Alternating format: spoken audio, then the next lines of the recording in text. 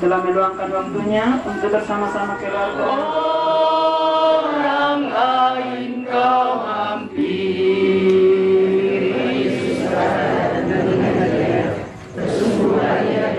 Dulu saya mau minta maaf dulu. Saya mau mengampuni dulu. Di tengah-tengah perkabungan umat, di tengah-tengah perkabungan Orang-orang penakut, orang-orang yang tidak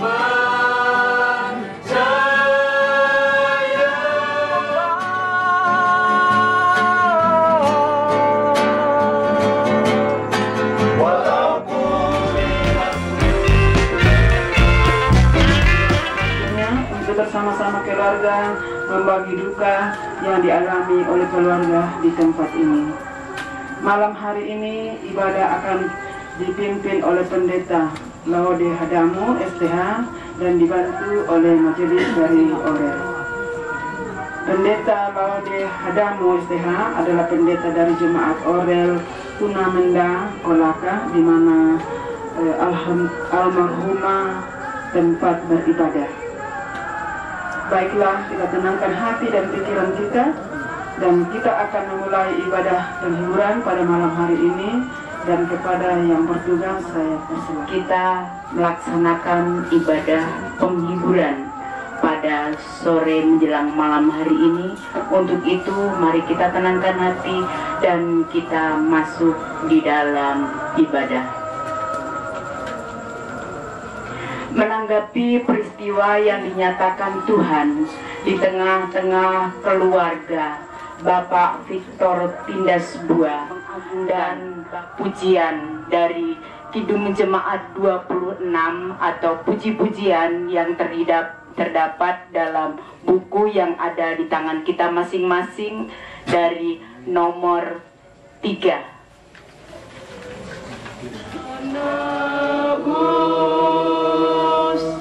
Orang lain kau hampiri,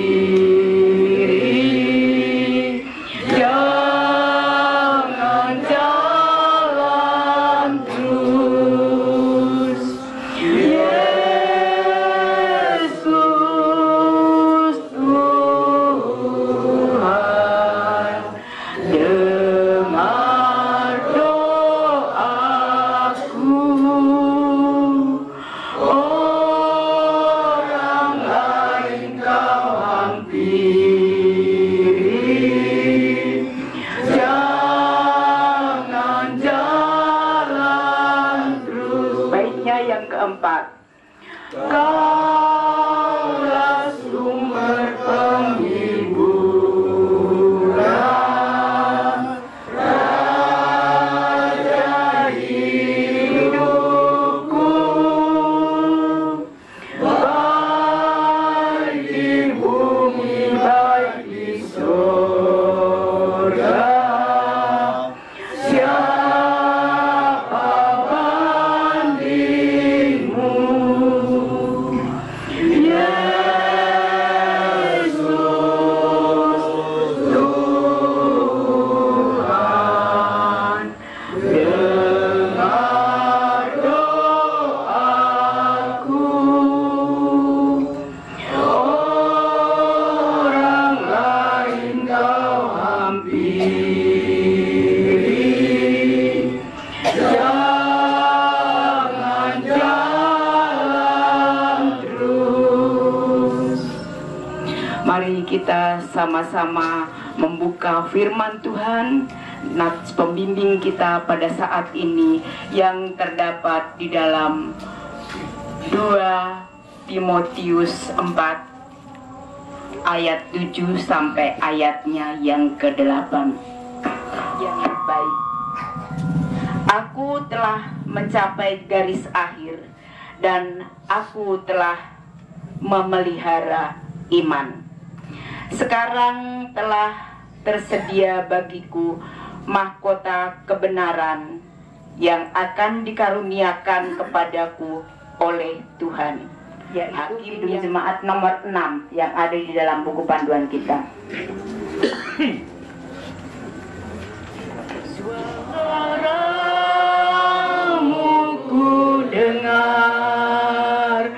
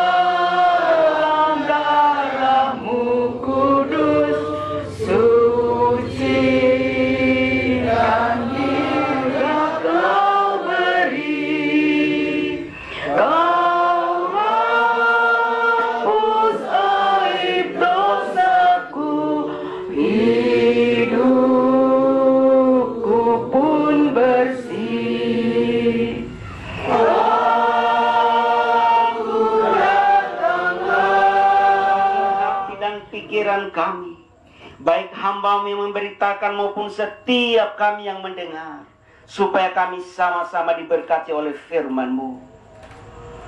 Tuhan, tolong urapi bibir mulut hamba-Mu, sehingga melalui bibir mulut hamba-Mu,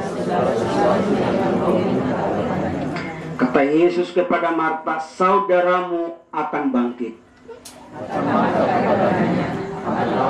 Lalu pergi mendapatkan Yesus.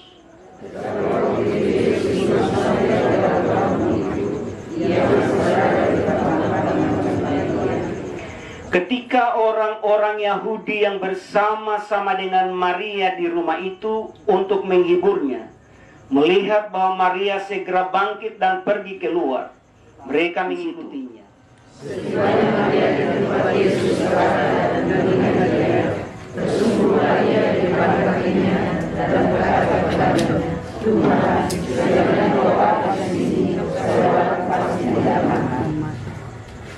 Ketika Yesus melihat Maria menangis dan juga orang-orang Yahudi yang datang bersama-sama dia, maka masgullah hatinya, ia sangat terharu dan berkata,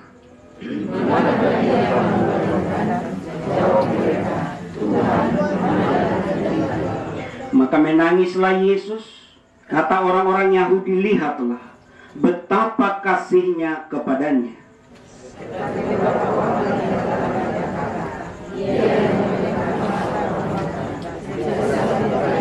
Adalah sebuah gua yang ditutup dengan batu.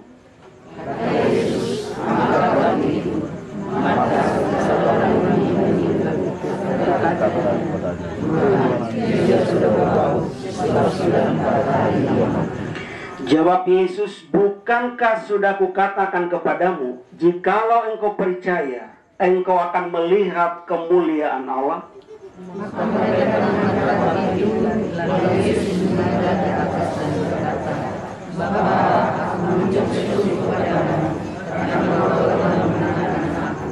Aku tahu bahwa engkau selalu mendengarkan aku, tetapi oleh karena orang banyak yang berdiri di sini mengelilingi aku mengatakannya, supaya mereka percaya bahwa engkaulah yang telah mengutus aku.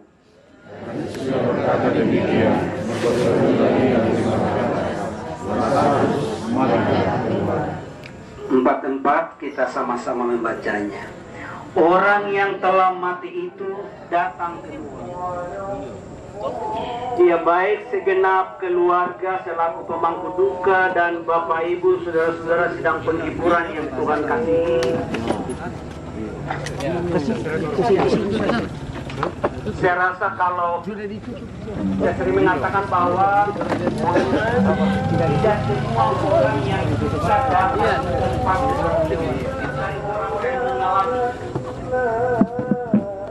tetapi suka atau tidak suka di tempat seperti ini, saudara-saudara, ini akan tetap ada.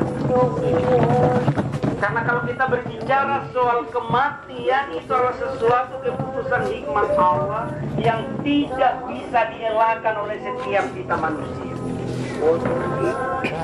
Setiap saat,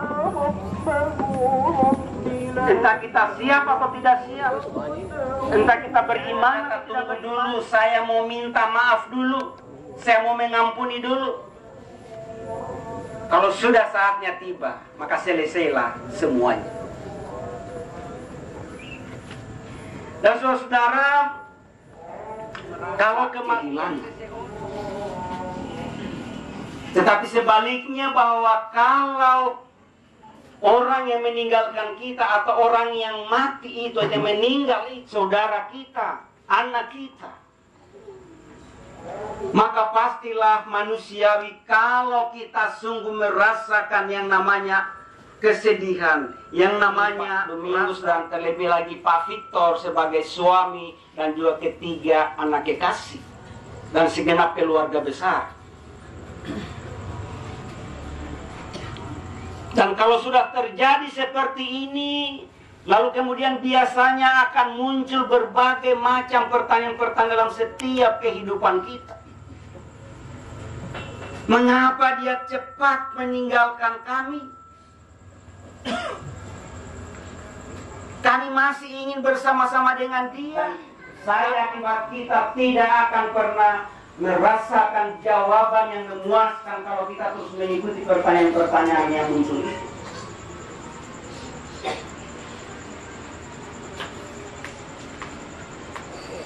Kita dihadapkan kondisi seperti ini, maka satu hal yang kita harus yakini bahwa Yesus Tuhan yang kita, tentang kesedihan kita, tentang rasa kehilangan dan kehilangan kita semua.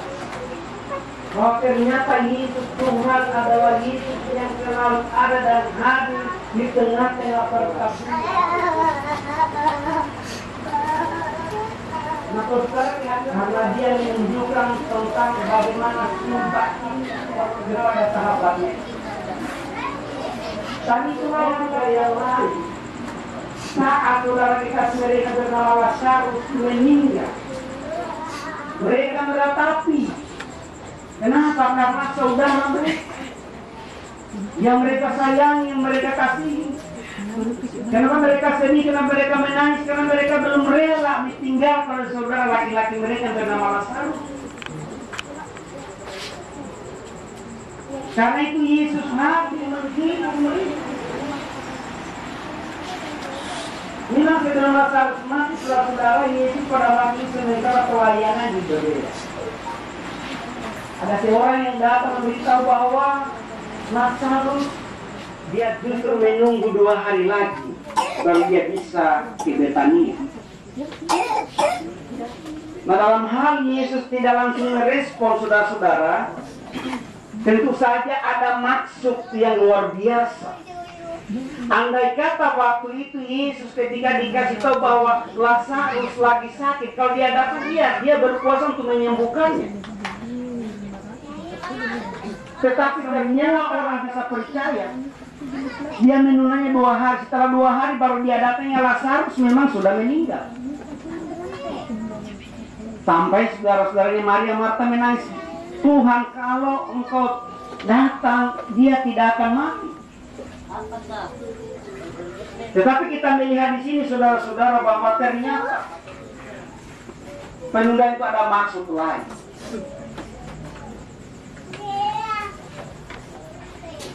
Sehingga ketika Lazarus sudah mati, dia datang. Jadi di situ dinyatakan mukjizat yang luar biasa bagaimana dia membangkitkan Lazarus yang sudah mati. Sehingga dibalik duka cita, dibalik rasa kehilangan, dibalik derayan air mata Maria dan keluarga yang lain itu sudah 4 malam menerima penghiburan. Karena budaya Yahudi pada waktu itu kalau seorang yang sudah mati dia harus dibaringkan dalam lubang batu, kemudian ada penghiburan di rumah selama 7 hari. Budaya waktu itu. Jadi mungkin mereka sudah dikuatkan, mereka sudah dihiburkan selama 4 malam itu. Tetap mereka terus menantikan kehadiran Kristus. Tetap menantikan kehadiran sang guru mereka, Tuhan mereka. Itu yang pertama. Lalu yang kedua saudara-saudara, bahwa kehadiran Yesus di tengah-tengah perkabungan orang percaya, dia datang yang kedua sebagai pemberi harapan.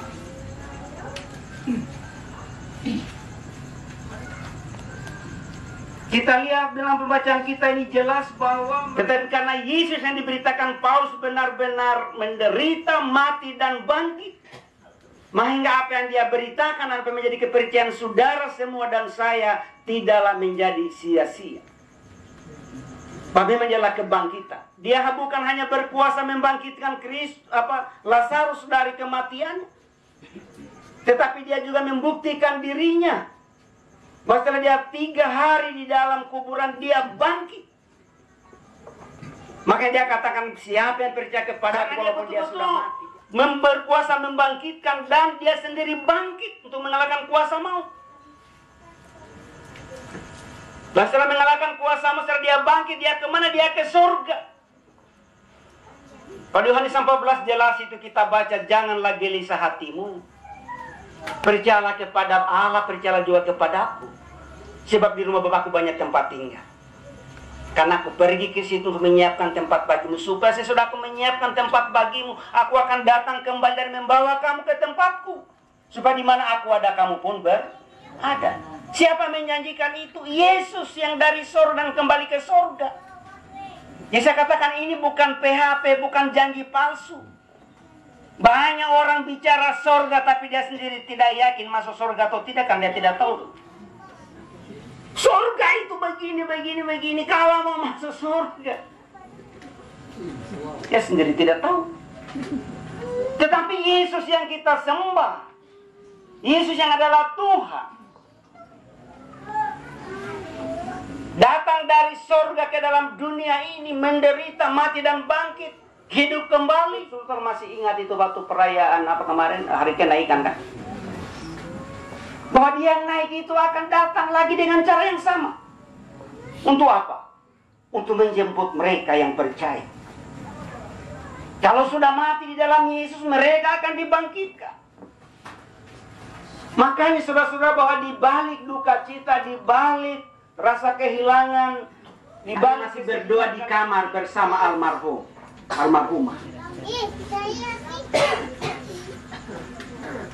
Dia masih berpegang teguh kepada Yesus. Sekalipun fisiknya menderita, fisiknya lemah, tetapi imannya tetap teguh, dan itu dia percaya sampai akhir. Ini menjadi suatu kegembiraan sebenarnya bagi kita. Kenapa? Karena banyak orang dari kecil sudah pengikuti Yesus, dari kecil sudah Kristen, begitu mati justru di luar Yesus. Makanya Wahyu 13 dikatakan apa? Berbahagialah orang-orang yang mati sejak sekarang di dalam Tuhan, bukan di luar Tuhan. Iya. Sudah dapat, saya akan bacakan ayat ke-8 ya. Coba.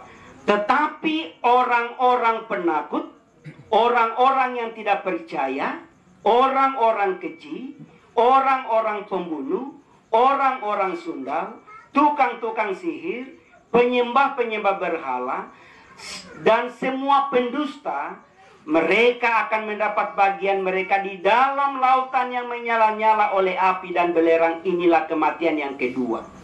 Jadi kalau masih suka ini, mau lakukan ini, ya tidak mungkin ke tempat yang dia siapkan. Tapi di sini katakan apa? Kematian.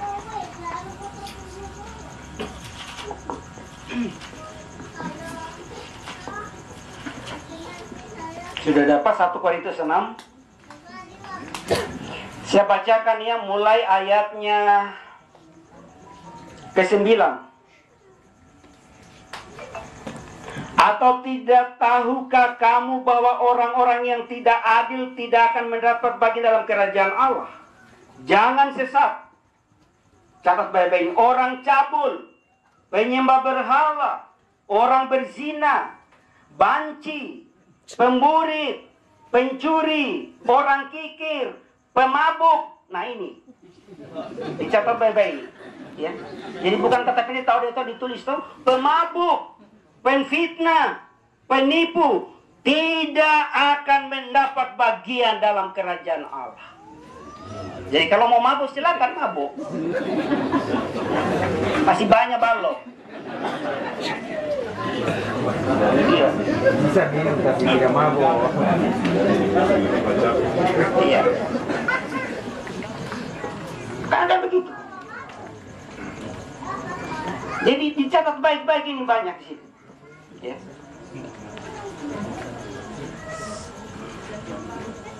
Supaya apa? Supaya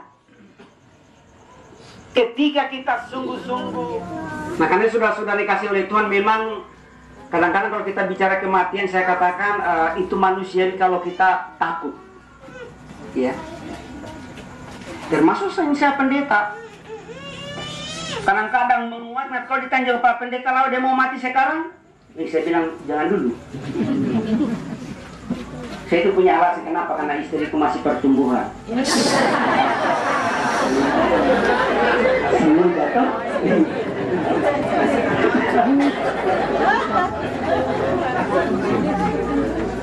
Masih muda. Iya toh. Kan tidak salah kita minta sama Tuhan. Kalau bisa jangan dulu, kan? Apa kita meminta, tapi kita tetap siap. Ya. Siap. Bahkan saya sampai hari ini setiap malam saya berdoa, Tuhan, saya ingin kedua anak saya itu, saya mau melihat mereka naik mimbar memberitakan firman, baru saya pergi dengan tenang. Iya. Nah, yang laki-laki ini sudah sering naik mimbar, kamu sudah mau.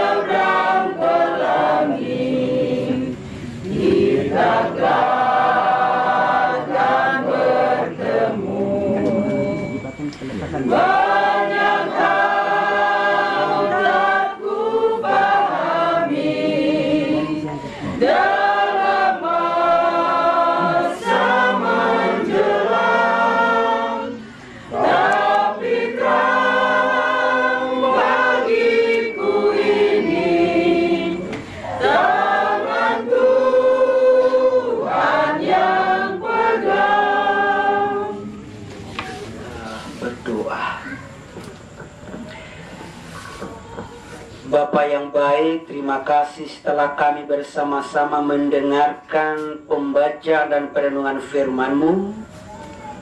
Kami sungguh bersyukur kiranya Roh Kudus akan menyempurnakan setiap kebenaran firman melalui setiap pribadi. Tapi biar Roh Kudus Tuhan yang tidak terbatas itu, Roh Kudus Tuhan yang adalah Guru Agung dan Penolong yang sempurna, akan menyempurnakan setiap firman-Mu sehingga itu menjadi penghiburan. Terima kasih.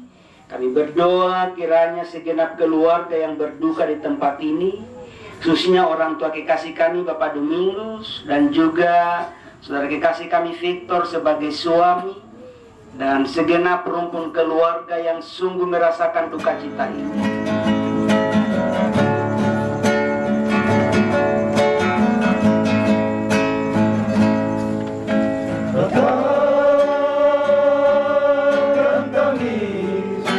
sering menghantui kita di setiap langkah kehidupan. Begitu banyak cobaan,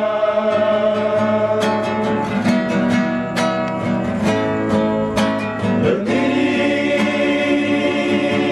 dan lesu, mari datang kepadanya. Dia akan memberi engkau kerelaan.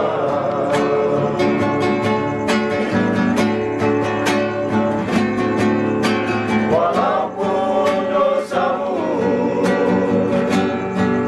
sebenarnya kebisi, Tuhan akan merubah seputih-putih bulu domba.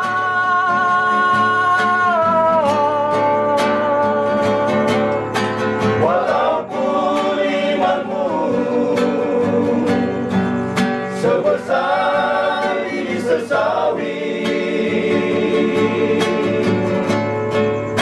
Tuhan akan merubah sebesar kasih sayangnya.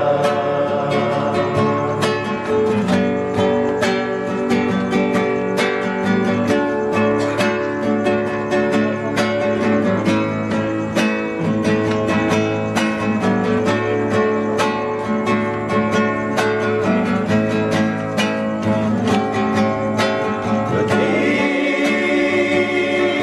dan lesu, mari datang kepadanya. Dia akan memberi engkau kerelaan.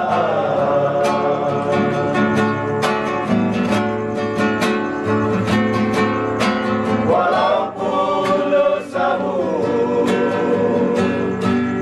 semerah kebisi,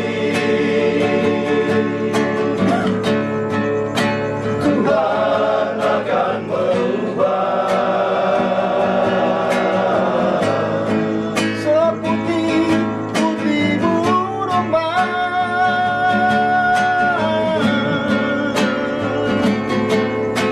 Walaupun imanmu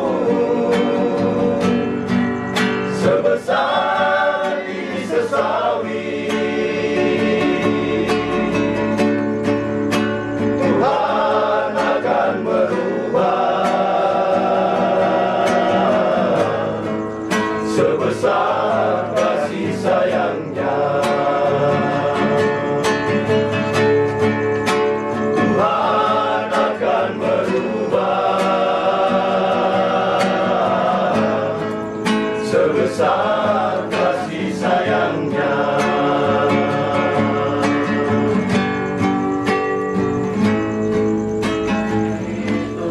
Hitunglah, kami percaya kagum oleh kasih-Nya. Berkat Tuhan, mari hitunglah, kau kan kagum oleh kasih-Nya. Adakah beban membuat kau penat? Salib yang kau pikul menekan berat. Hitunglah berkat. Saya bersyukur, berterima kasih karena melalui ibadah penghiburan malam yang kedua saat ini, kami masih diberi kemampuan oleh Tuhan untuk dapat mengulurkan tangan, memberikan persembahan kasih kami. Seberapa yang sudah kami boleh kumpulkan malam hari ini, Tuhan kuduskan dan berkati. sehingga sungguh menjadi alat untuk kemuliaan nama-Mu, terlebih untuk pelayanan diakonia di tempat ini. Terima kasih, kami sudah memberi dengan hati yang penuh sukacita di dalam dan dalam nama Yesus Tuhan sumber segala berkat. Kami berdoa. Amin. Kau perlukan juru selamat agar jangan sesat. Selalu harus kurasakan bahwa Tuhanku dekat, maka jiwaku tenang. Takkan tahu rendah bila Tuhanku membimbingku di malam pun tenang.